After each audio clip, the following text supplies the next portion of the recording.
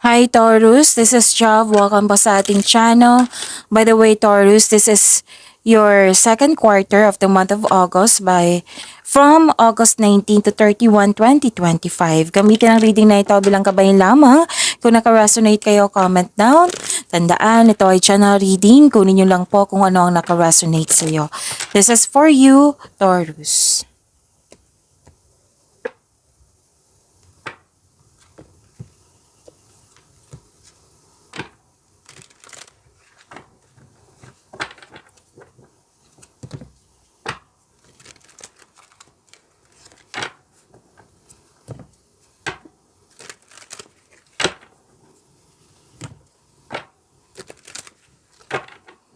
Para po ito sa iyo, Taurus.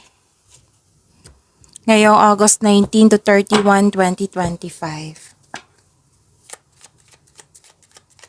Maraming salamat po sa inyong patuloy na suporta, sa mga nag-donate, sa mga hindi nag-skip ng ads, maraming salamat po.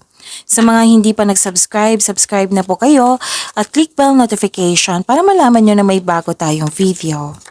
Para sa mga gustong magpa-reading, comment po kayo ng personal reading.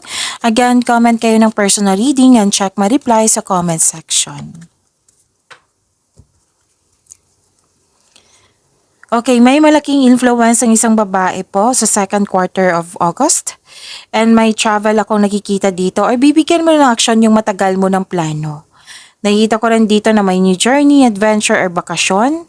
May companion din, sinamahan ka ng favorite person mo na nagpatunay ito sa iyo na loyal siya sa iyo at supportive siya sa iyo.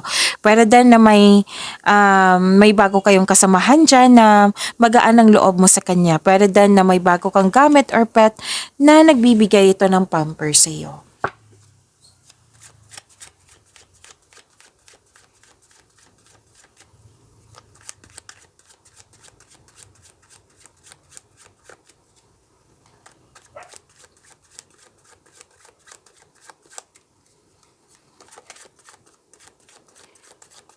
Energy ni Taurus ngayong August 19 to 31, 2025.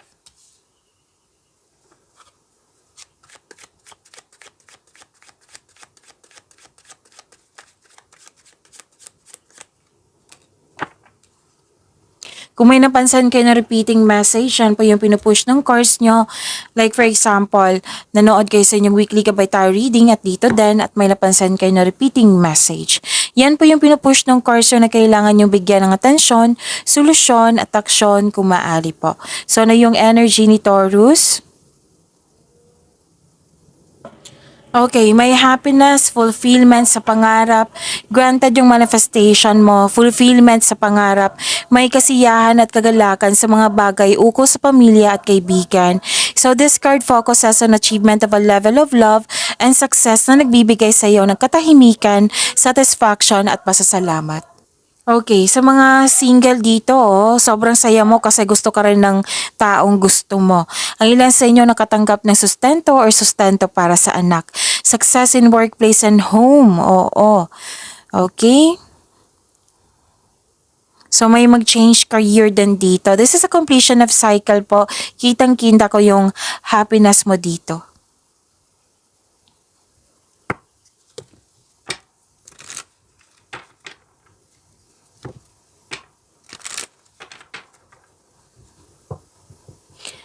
Okay, you're very inspired in action, nagkaroon ng momentum, concentration, and para makagawa kayo ng best decision, mag-create po daw kayo ng konkretong plano.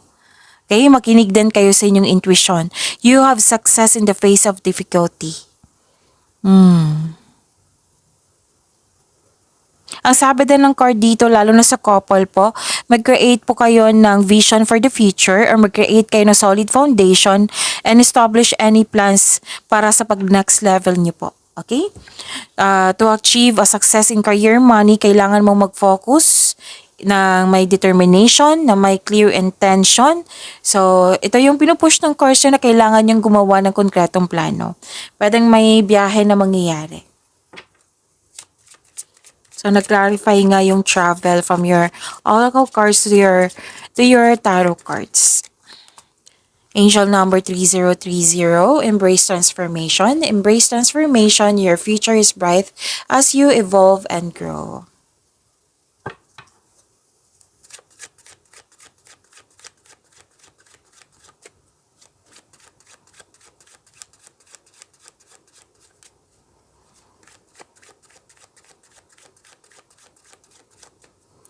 Career and money po ni Taurus ngayong August 19 to 31, 2025.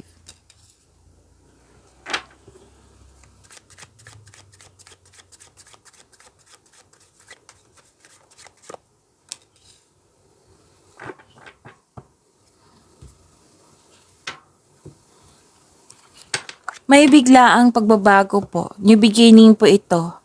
So, expect the unexpected. Ang sabi kasi ng card dito, huwag kayong mag-alala sa pagbabago na ito kasi makatulong to sa inyong growth and expansion.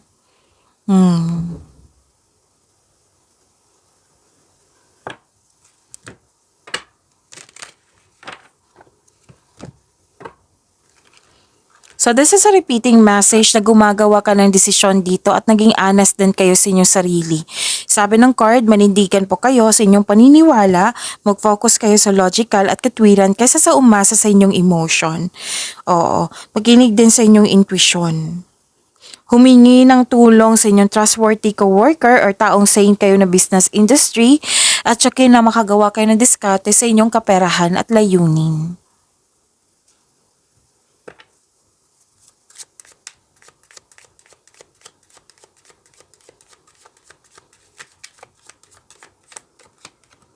Oh, ang ganda.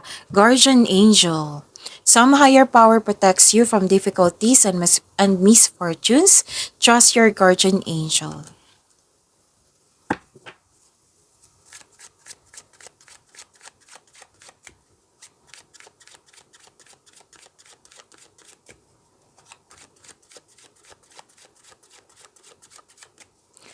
Love Life, Self-Love, Partnership, and Romance, si Taurus po ngayong August 19 to 31, 2025.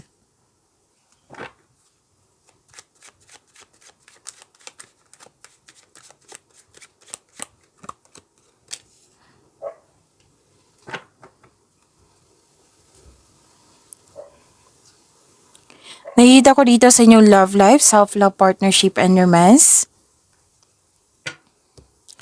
Na may maliligaw ka na very charming at passionate partner na very active kang suyuin. Pwedeng nasa harap mo na or parating pa. Oo. Ang sabi ng card dito na mukhang mabilis ang inyong relasyon, ang inyong connection, sabi ng card na enjoy nyo po yung getting to know each other stage. Kilalanin ng mabuti. One step at a time. Maaaring magtagpo kayo while traveling.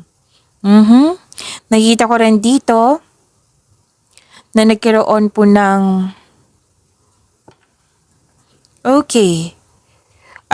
may na-attract kang tao na sobrang successful sa buhay at masaya at ready ka na sa seryosong relasyon. Ready na siya sa seryosong relasyon. So again, yung sabi ng card nyo dito na pwedeng parating na or nasa harap mo na. Okay? Sa mga may relasyon sa buhay mag-asawa, love and happiness overflow, sobrang satisfied nyo sa inyong relasyon at deserve nyong mag-relax at mag-enjoy. Nakikita ko rin dito na nagkaroon po ng may ilan sa inyo kakapasok lang ng relasyon, travel pa rin yung nakikita ko dito. May malalaman kayo, malakas ang iyong intuition. Tapos may malalaman kayong sekreto at mag-uusap kayo ng masinsinan. O mag-uusap kayo dito. O tungkol sa sekreto na discover mo. Magkakaroon po ng honest conversation. Single ka man, may relasyon sa buhay mag-asawa. And you are embarking on a healing journey. Oo. Pwede din literal na may paglilipat po. Or di kaya ay naghahanap ka ng solusyon sa inyong problema. Basta may dito, you're moving forward, you're embarking on a healing journey, magkakaroon po ng healing. Pwedeng nagpasya kayo na mag-move forward na sa mga nangyari na hindi mo nagustuhan or literal talaga na paglilipat ito.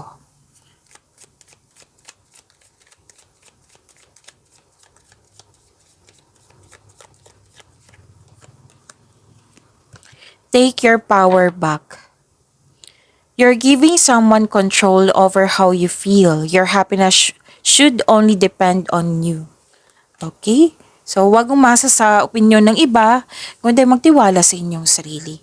Pagyamanin niyo po yung blessings sa binigay sa inyo, Taurus. See you tomorrow. Maraming salamat po.